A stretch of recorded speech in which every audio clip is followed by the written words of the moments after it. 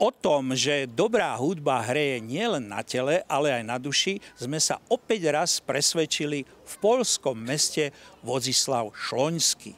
Na Pankráca, na prvého zmrzlého svätého, sa tu uskutočnil už 9. medzinárodný festival komorných súborov.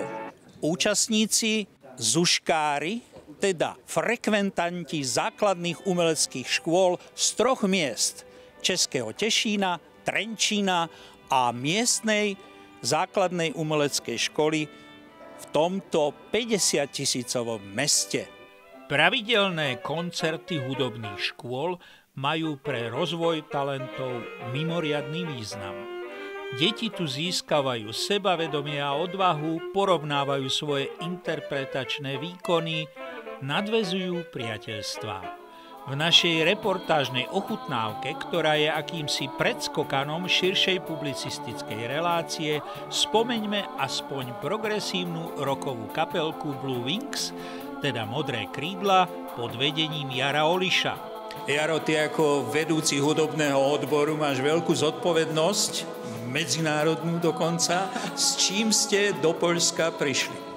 No, my sme prišli tak ako sme boli teda požiadaní, že by sme zahrali jednu slovenskú skladbu, aby sme, teda ja to tak aspoň vnímam, aby sme reprezentovali to, čo máme my dobre, a jednu poľskú.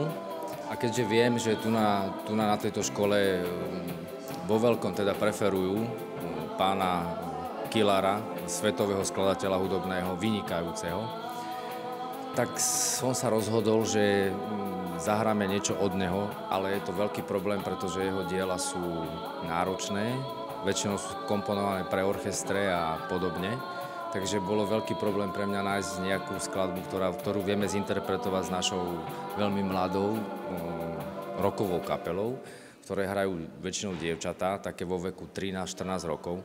Takže našiel som jednu skladbu, v ktorej sa spieva, síce nemá text, volá sa to Vokalíza, takže to je skladba od Vojtecha Killara, veľmi pekná, dokonca taká, akože, jak povedať, sugestívna. A druhú skladbu máme skladbu od Hany Hegerovej, Čerešne, všetkým dobre známu, takže s tým sme sa prišli my sem prezentovať.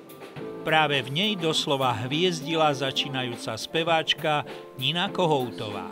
Nielen skladba svetoznámeho Vojtiecha Killara, Vokalíza, ktorý je mimochodom patrónom poľskej hudobnej školy, ale najmä evergreen Hany Hegerovej Čerešne, presvedčil všetkých o tom, že Nina disponuje výnimočným hlasom, na ktorom sa dá stavať.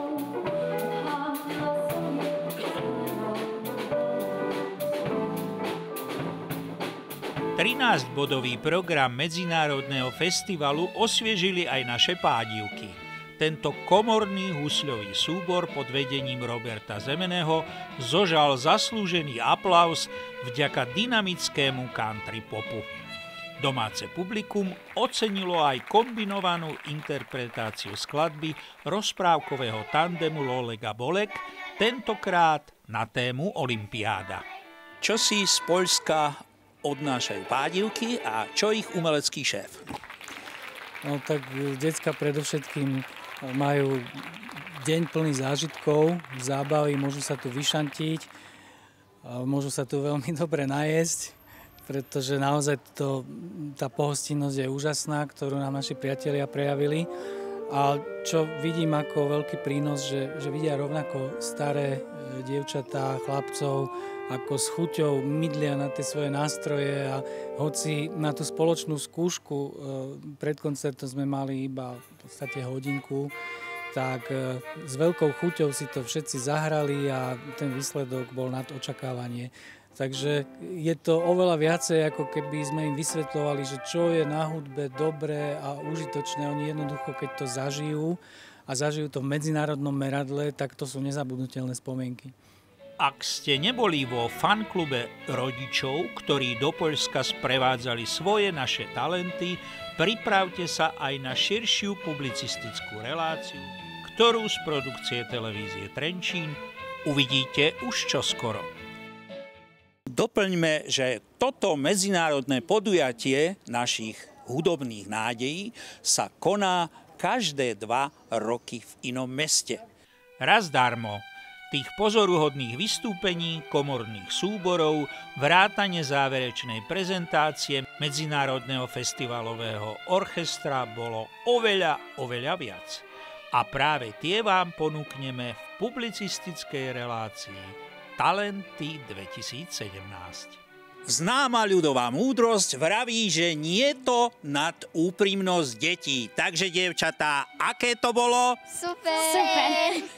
A ešte jedna dôležitá informácia úplne na záver našej reportáže. Jubilejný 10. ročník tohoto komorného festivalu bude nikde inde ako pod Matúšovým hradom u nás doma v Trenčíne. Takže dovidenia na budúce.